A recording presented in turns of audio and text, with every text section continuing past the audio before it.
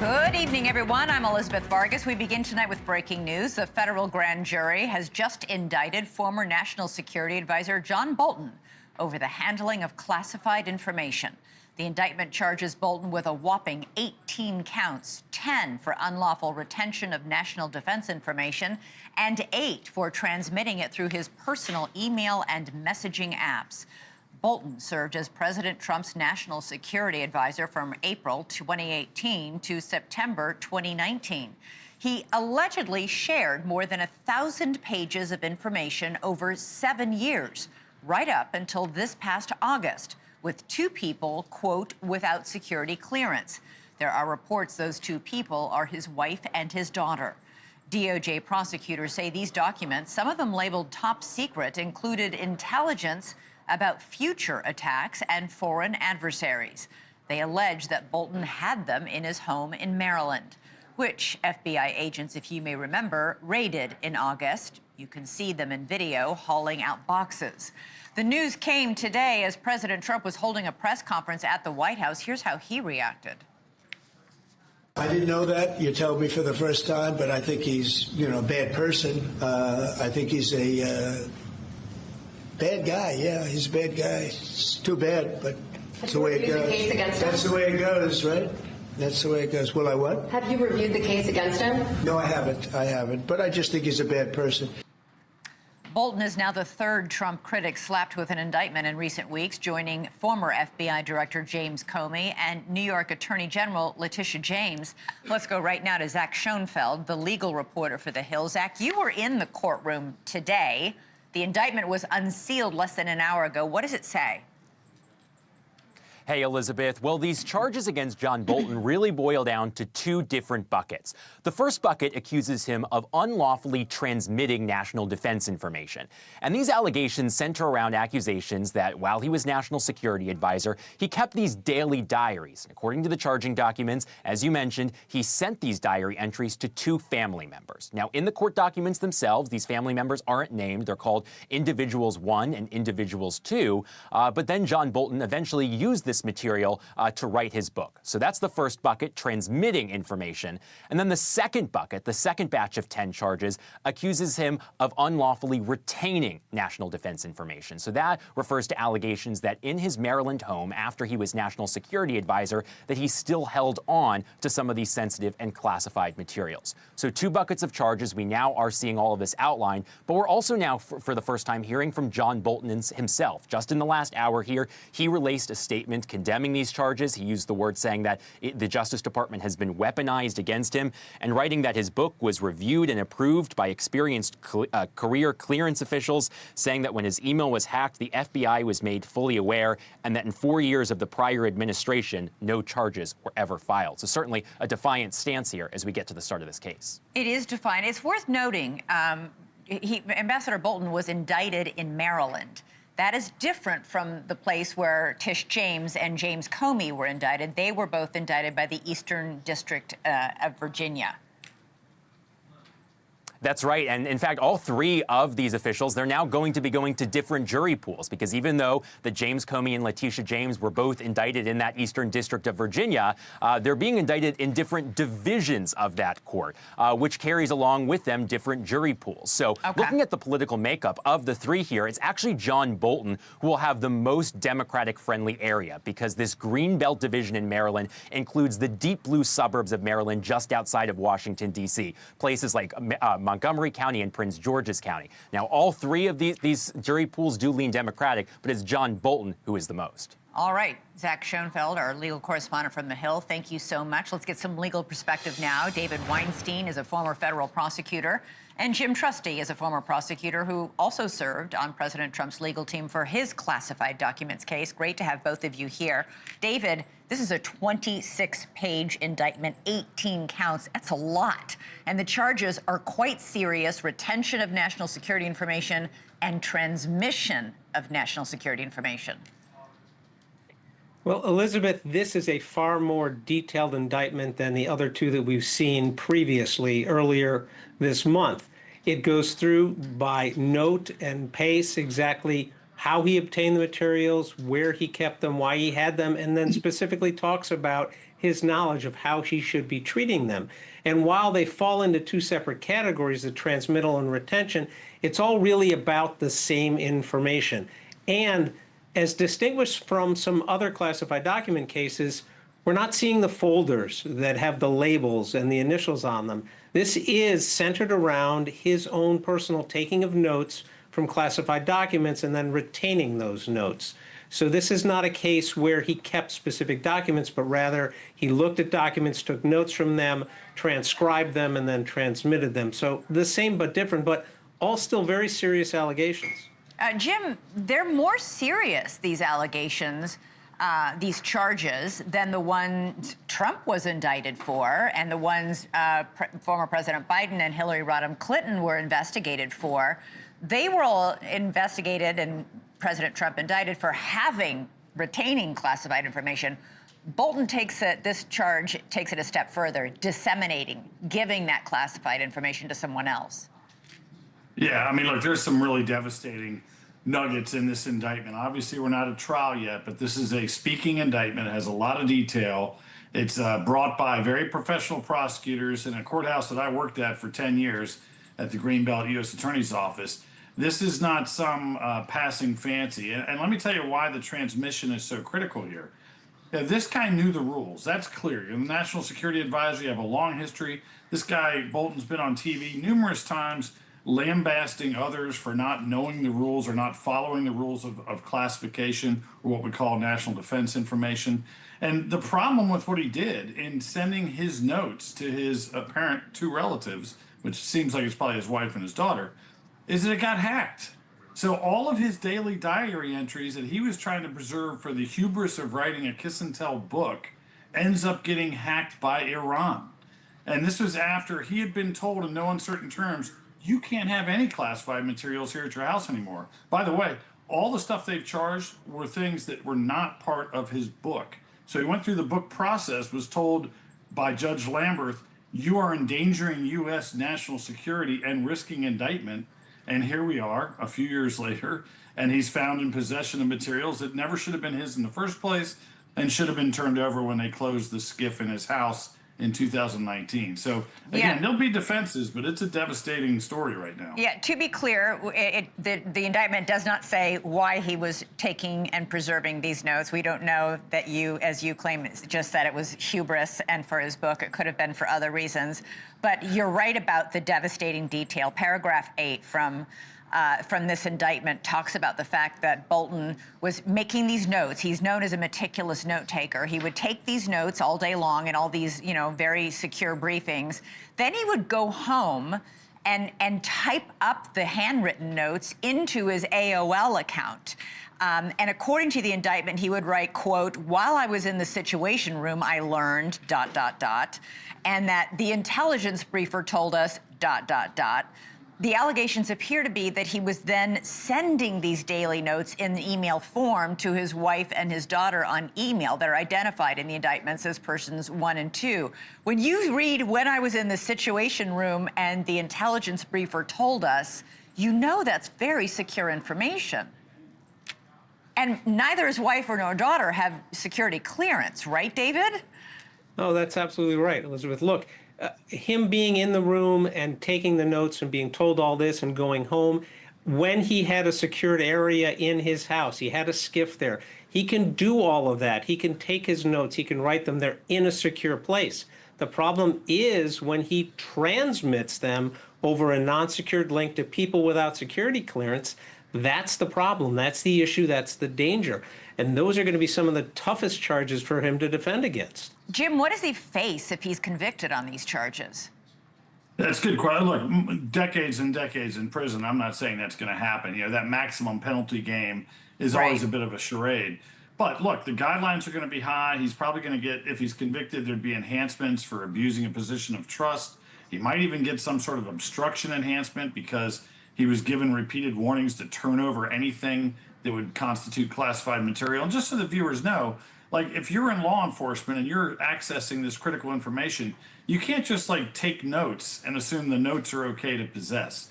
That is an absurd notion that you could just take the substance of the classified material and kind of launder it that way. So John Bolton knew that. There's a lot of this indictment that talks about him specifically acknowledging that he knows the rules. You know, it's a specific intent type of offense. It's a high level of proof that the government has to have. But boy, the facts are damning. And this is not about what happened when he got enough clearance to issue his book with a signing rights bonus of over $1 million.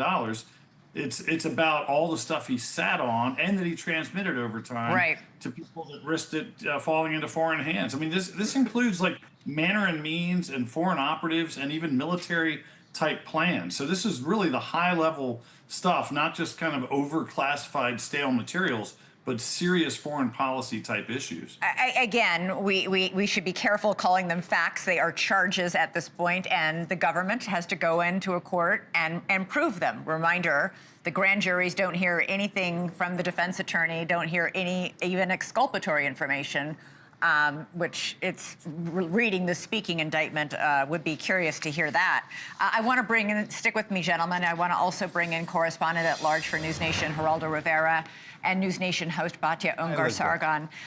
Geraldo, we've already gotten a statement from both John Bolton's lawyer and John Bolton himself. John Bolton, in his statement out literally just a few minutes ago, said, Trump, too, comes along who embodies what Joseph Stalin's head of secret police once said, you show me the man and I'll show you the crime. These charges are not just about his focus on me or my diaries, but also his intensive effort to intimidate his opponents. He is claiming that he is the victim of political vindictive prosecution.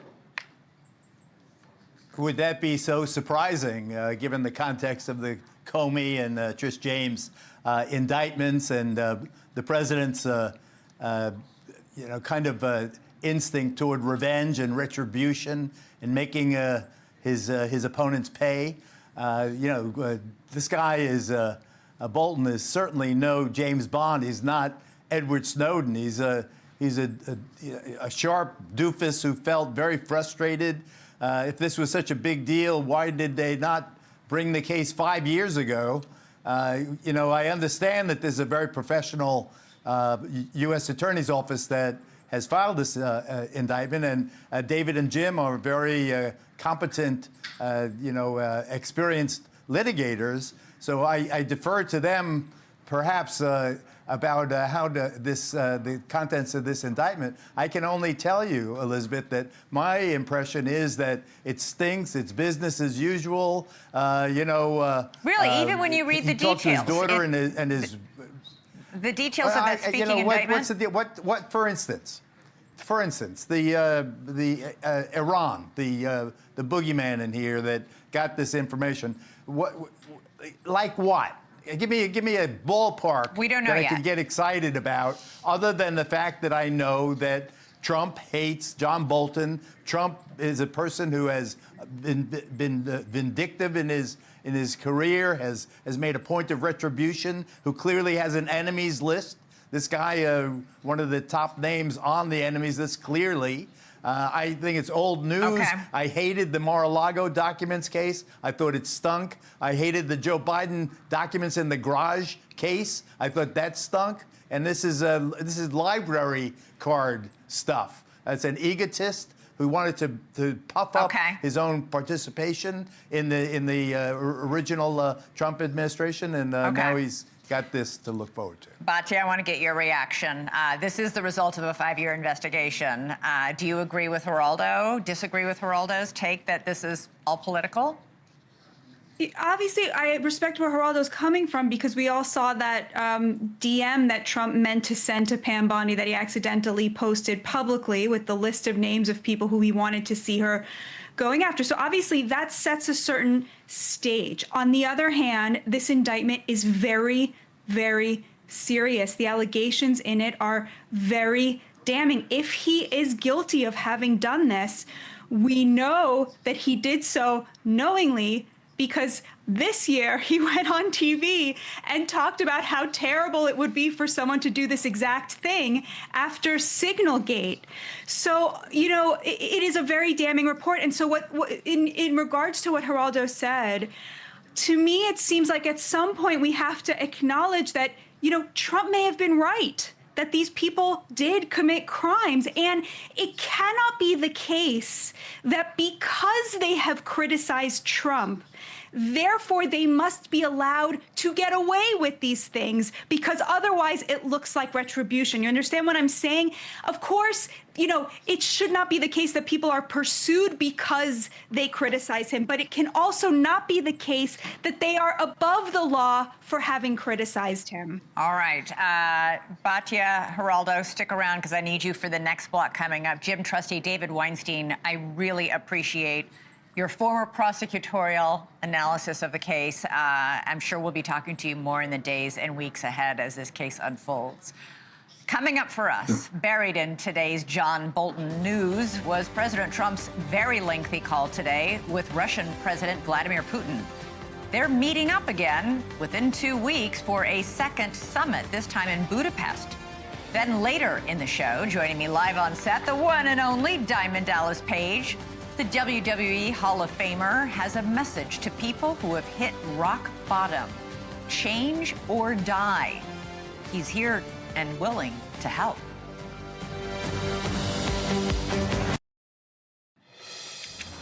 After brokering a ceasefire in the Middle East that still holds as of tonight, President Trump is now turning his attention back to Vladimir Putin's bloody war against Ukraine.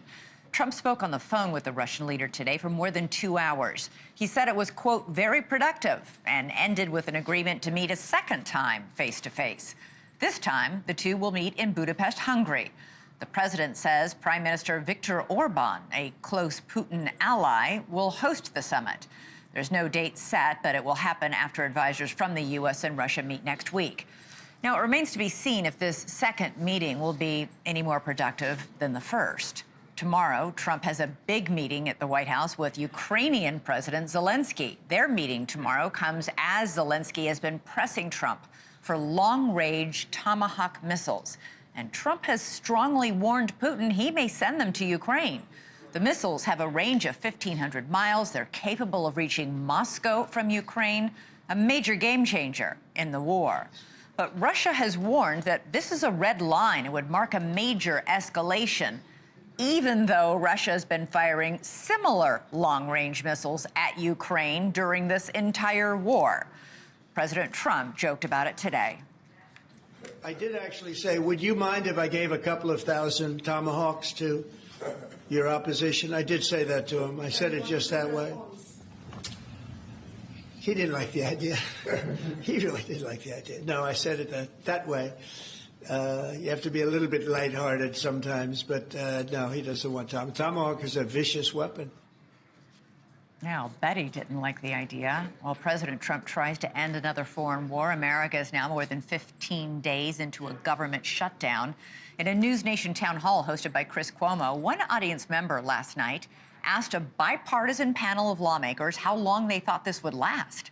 And then an air traffic controller from Chicago got up to speak. He is struggling to make ends meet for his family. Now, all the members of Congress, including those that were on that stage last night, are all getting paid. Many civilians, like that air traffic controller, all of them who work government jobs, they are not getting paid. Stephen A. Smith summed it up. This is why you have so many Americans, excuse my language, so pissed off at Washington. A government shutdown is going on right now.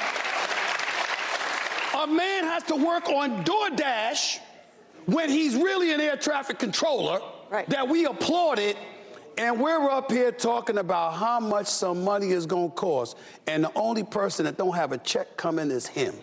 You know what I'm going to do? I'm going to take a break.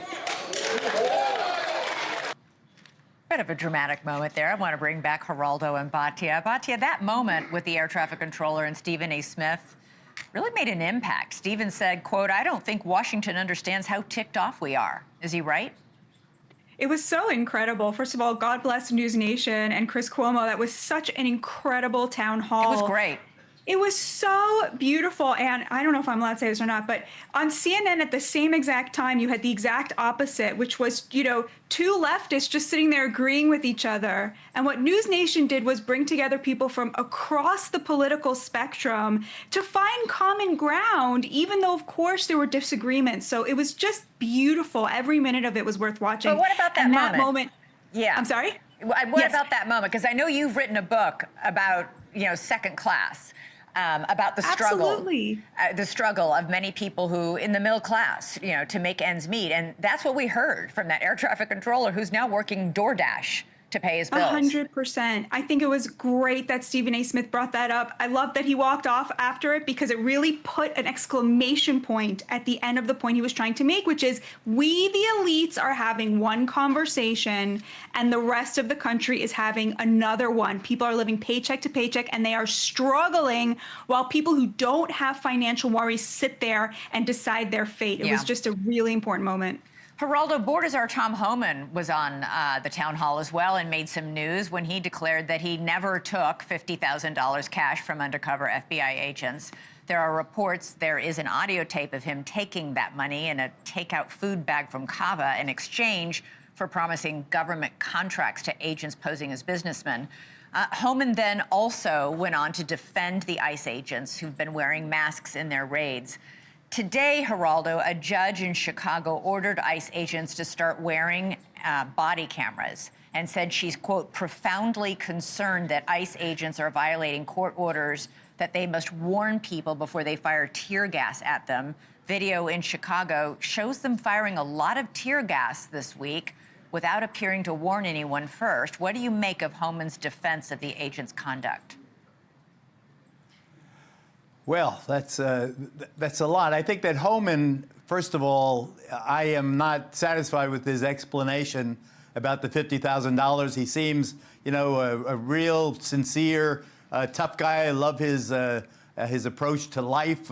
He's no nonsense. He put together this draconian anti-immigration police force, and he's successfully defended their mask wearing. Which I deplore.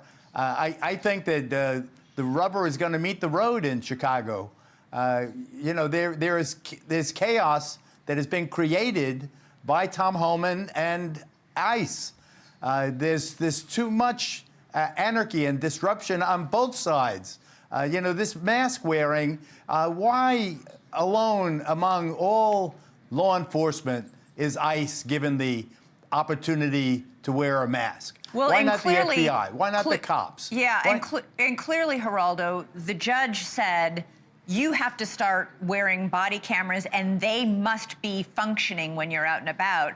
Judges in Chicago and in Portland have found sometimes ICE agents are coming into court telling stories of what led them to fire the tear gas or the rubber bullets, that those stories aren't adding up, that they don't actually end up proving to be true. She wants them to have body cameras on so that we can get an accurate account of what's actually happening. That's great. That's great because I believe Chicago, the day before all this stuff started, what was the state of play in Chicago before ICE, before this crackdown? They were going after criminals. They were going to stop the murders on the south side of Chicago. They were going to help the police in their function. And it turned out that all they were doing was providing cover for ICE agents to go in a totally different neighborhood. Right. Now you have tear gas. Now you have crowds. Now you have chaos. Now you have anarchy. Now you have a disruption. Now you can say, look, things are so terrible in Chicago. You made them terrible, ICE. This wasn't Chicago a week or two ago. I think that this is an American tragedy unfolding here. Batya, I just want to play one other clip from this town hall last night. We had the spokesman for Turning Point USA on stage who was confronted about some pretty explicit racist and anti-Semitic text messages that leaders of the Young Republicans were sending each other. He was asked if he would condemn them. Watch. We saw these Nazi group chats, which I'm sure you condemn, right? This Nazi group chat. Well, we can talk about it. Do you condemn it? I want to talk about it. Wait, so when they said I'm not gas gonna do your chambers, disavow. when they the say limit gas thing. chambers, you won't. So you're like JD Vance. You just won't condemn this. Now, he apparently, I'm being told, later condemned it, but on stage he would not do that. The Vice President of the United States, for that matter, also in a text message, did not take the opportunity to condemn it. Is that troubling? It's very interesting. I can explain to you what's happening there, and then I'll give you my opinion on it. They feel that for the last decade, 2 decades, the right has been sort of put in this position to, do you condemn this? Do you condemn this? To play this woke game by the left where it's never enough, where they're constantly being asked to disavow their own, and meanwhile the extremism on the left just grows and grows and grows. I personally don't think that it's giving the left anything to say these 4 miscreants, obviously terrible people. I'm glad they were all fired. The way that Winsome Sears did, by the way, when she was asked to simply condemn it, I think that's probably the stronger move here. But I do understand where they're coming from. They feel that this is a game the left is always playing in order to put them at a disadvantage. Yeah, I think when people are saying, let's fire up the gas ovens again, that's something you condemn. Batya Ungar-Sarga and Geraldo Rivera, thank you both so much. Really appreciate it. Coming up for us, Ellen Greenberg. She was stabbed 23 times, 10 of them in the back of the head and neck. But this week, her death was ruled, yet again, a suicide. Her parents are distraught. They're going to join me next to talk about it.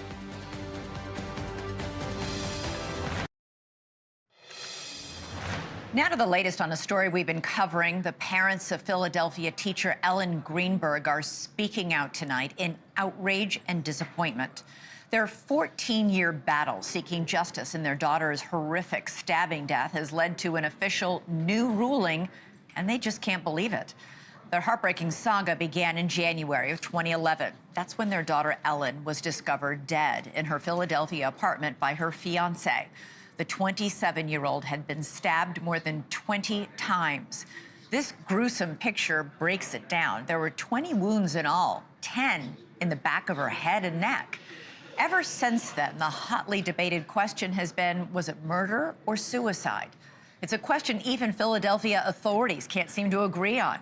First, a medical examiner ruled that Ellen's death was a homicide. Then, weeks later, he reversed himself to say it was a suicide to match what police reports said.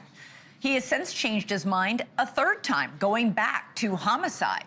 But now he is no longer in office. Ellen's parents never bought the suicide theory. After relentless pressure from the Greenberg family, the city's new medical examiner finally agreed to reopen the case and review it. She just released her findings this week, and she ruled that Ellen did die by suicide. The new medical examiner noted that Ellen was suffering from anxiety at the time of her death. There were no signs of a struggle. There were no defensive wounds on her body and no one else's DNA on the knife. And she says the apartment was locked from the inside. As for Ellen's fiancé, who discovered the body, the medical examiner said there's no evidence that there was an abusive relationship between the two and that his timeline of the events checked out. The ME also pointed out that Ellen had 23 stab wounds, 3 more than first thought, and far more bruising than first thought all over her body. For more on all of this, we're joined now by Ellen's parents, Sandy and Josh Greenberg. I know you are so devastated at this new report. Your lawyer calls the report, quote, an embarrassment to the city and an insult to Ellen and her family. What's your reaction? It's worse than that. You just went over a whole bunch of things that are not true. If we go back to those 4 points. I was quoting the report, just so. I know. But if you could put those 4 points, I'd like to go through them with you. Absolutely. This was not an independent investigation. This was an internal investigation. There was a sign of struggle because the knife block was turned over and there were 2 knives in the sink. She had bruises on her wrists. She had bruising in the strap muscles at the base of her throat, which signify strangulation. I can tell you that Tom Brennan, Stephanie Farr, John Lucy, Juju Chang, Gavin Fish, Annie McCormick, Nancy Grace, Dr. Wayne Ross, Ashley Banfield, Brian Enton, Dr. Cyril Weck, Dr. Michelle Dupree, Guy DeAndrea, Brian Sheehan, Casey Baker, Dr. Joseph Scott Morgan, Sarah Kalin, and Dr. Henry Lee. None of these experts believed that this was a suicide. I'd like you to put those things up again, please, if you don't mind. Yeah, control room, can you put up what the ME's report says again?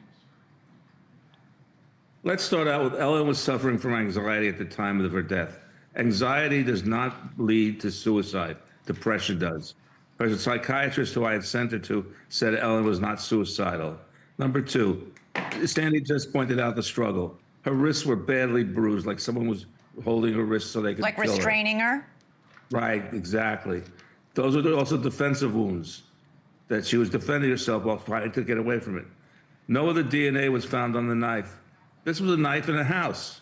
This wasn't a knife outside on the street corner of Delancey Street. Let me finish. The crime scene was staged. The apartment was locked from the inside.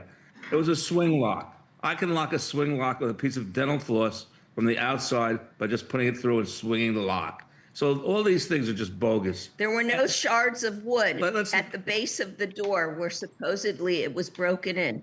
And who broke in? Was it one person? Was it two people? That staging of our daughter, she was not flat on her back, as the fiance said when she was sitting up. The photographs show her sitting up. So how did the blood go from the edge of her nose to her ear if she was sitting up? So blood down. What do you think happened? I mean, you obviously. I think my daughter was murdered. By whom? I don't know. I'm not going there. That's not our job to tell you that. We have never gone there. We've only asked for two things: an unbiased investigation led by an unbiased investigator. And why do you think these investigators? Wait a minute, Elizabeth. Let's go back to the beginning of this whole thing. Whatchamacallit?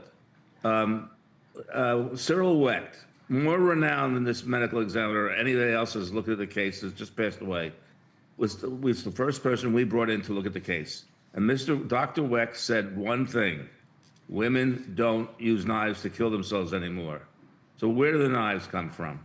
Yeah, other forensic pathologists who, granted, haven't done a first-hand investigation, but they have looked at the autopsy reports and the photos that we were showing in the intro. They say it's, quote, biomechanically implausible that a person, man or woman, could kill themselves this way. Let's look at the wounds that our forensic pathologists used to show on the computer. They're all superficial. She has two wounds that were actually deep. Well, three. There's the gash on the top of her head, there's the knife in her chest, and the knife in the back of her head, which a medical examiner was brought in by the Philadelphia people to forensically look at the wound in the back of her head. And they said it was post-mortem. They also did come back after being pressured by non-biological authorities that this wound was other things. And it might have been. But one of the things is it was post-mortem. So does Ellen was murdered. What are you going to do now? Does this ruling end the case? I mean, can you appeal this? In fact, I think the city of Philadelphia is probably really pissed off that this ruling, which is so fallacious and so bogus, opens the case up to more questioning. It didn't close anything. It didn't settle anything with us. No, it didn't settle anything with a lot of people. The story has sounded extraordinary. Also, go ahead. Suicide people don't stab themselves in the back. Yeah, it is. There are a lot of things here that just don't make sense. And this medical examiner probably should have her degree checked out if she really earned her degree. I want to also say that she did not fulfill her assignment. She was supposed to go in there and review Ellen's autopsy file. That's it. Okay. What she did was showed all sorts of defenses for the fiance to try to exonerate him. She quoted our three-part series on the murder of Ellen and what happened in that room as a quote as part of her investigation. Well, that's the most unprofessional. I mean, I'm sorry, I really feel badly that we got so. Okay. Right. Answer her question. I feel badly that we got so enthusiastic here. No. Sorry. Josh and Maybe Sandy, woke please. some of your audience up. Listen, you are grieving parents who are trying to do right by your daughter and get justice for her. We welcome you back anytime you want to talk about this case. We will continue to follow it. My heart breaks for what you're going through. I'd like to say one more thing, if I may. Okay, super quick, because the computer's about to take us off. Okay. This case was not... the majority of people who review this case come from one thing. Ellen did not die of suicide. The majority. Right. The only ones are the medical examiner people in E-Town. Philadelphia. In E-Town. Josh and Sandy Greenberg, we will speak again as you continue on your quest for justice. Thank you so much for joining us tonight. We really appreciate it. Be All well, right. and thank you. Thank you. All right, switching gears and coming up, this is a totally different story and a really moving one. The one and only Diamond Dallas Page, wrestling legend himself. He's been busy transforming the lives of people who have hit rock bottom. He joins me here on the set. Hello. Pull up a chair.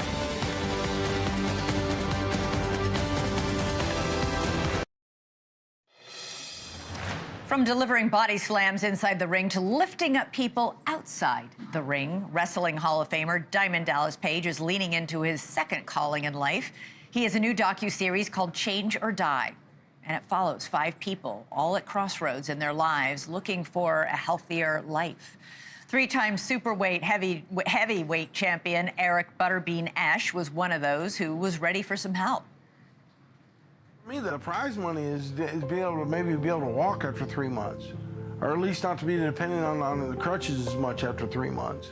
That's my main goal. I mean, that's a big prize right there, be able to get up and go to the bathroom without finding crutches or getting a scooter chair to go to take a piss. So I'm not doing it just to be on TV. I've done that plenty. Well, Diamond Dallas Page helped him. And of course, he famously also helped his longtime mentor, Jake the Snake Roberts, overcome his battle with drugs and alcohol. Joining us now is Diamond Dallas Page. All right, I don't want to give anything away, but you actually really helped Butterbean. I also feel like calling him that. Yeah. You really helped him lose weight and get back in shape. Yeah, but it wasn't so much for the weight. It was trying to get the weight off of him so he could get his hips done and I could work with his back, which is, there's only so many times you can fall down, Right. And Butterbean was a knockout artist, but he was up to 500 pounds, 550 pounds. When I got with him, he was closer to 4, and then he couldn't get under 350. So that's when I brought him in because I've been asked by a good friend of ours for years, Rick Bassman, please work with Bean. Yeah. And we got to know each other. I brought him in when we first decided that we were going to do what we were going to call Change or Die, because the people that we wanted to be a part of it were at that spot where they're Change or Die. They're all people at a real point. It's a real, as we were just talking in the commercial break, this is a real you've got to make a decision in your life. Am I going to live or die? It's change or die for a reason. And was it about the food? Yes. Learning how to eat real food. Was it about working out? Yes. Doing our DDP yoga workout because it's non-invasive. It can anyone at any level can do it. If you can't get out of bed, I got workouts for you. Sitting in a chair, using a chair so I can help build you. The DDP yoga program meets you where you are. But when it came down to guys I was going to bring in, Marcus Buff Bagwell was one of my buddies who I used to wrestle with. And he was 15 years younger than me. And he took a lot of abuse over his career. And then the addiction is what really pulled him away. Yeah. And he'd asked me for years to help him. I said, Marcus, when I put this thing together, you'll be the first one in. So him and Butterbean. So how do you know how to help somebody with substance abuse disorder? I mean, you're not an addict yourself. You're not trained in this. But you have been able to help people. How? It's the mind space. And I believe it's all about the story you tell yourself. If you say you can or you say you can't, you're right, So if you got to say I can't do it yet. But the story you tell yourself, so many people have lost hope. And I mean, just with everything that's happened over the last just 5 years. And my program, DDP Yoga, isn't just a workout. It's more of a lifestyle. I want to get you eating real food, which, you know, you can look at RFK, who's trying to expose so much bad food that is in our country. They've ruined our food.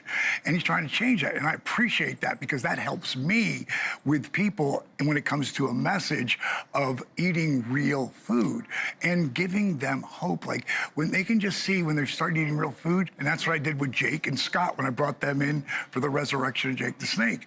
The same thing I did with Butterbean and Bagwell and the rest of the cast. And they came in there looking for hope. Yeah, like you said, it's 90% in your head. Life's 10% of what happens to you and 90% of how you react to it. Yeah.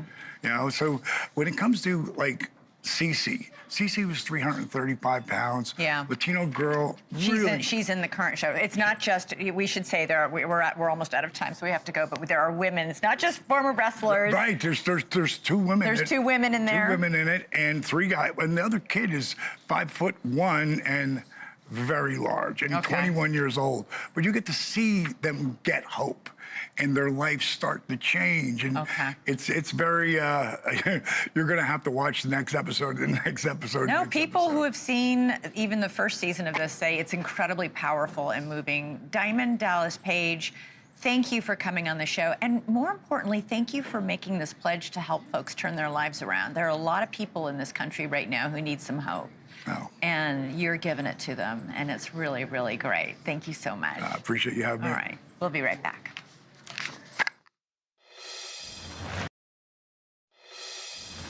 All right, we're back. Chris Cuomo's here. We're just talking about last night's stellar town hall. Awesome job, my friend. It was really, really good.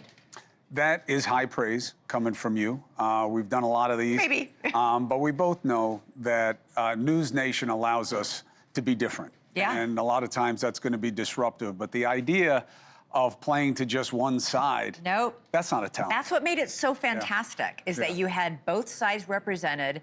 And for the most part, a few like spicy moments, but for the most part, people were talking to each other, not screaming at each other. Yeah, I look really good. You know, I believe very deeply that conversation has to be the cure. And I get that the dissent and the hotness is saleable right now, but it's jet fuel.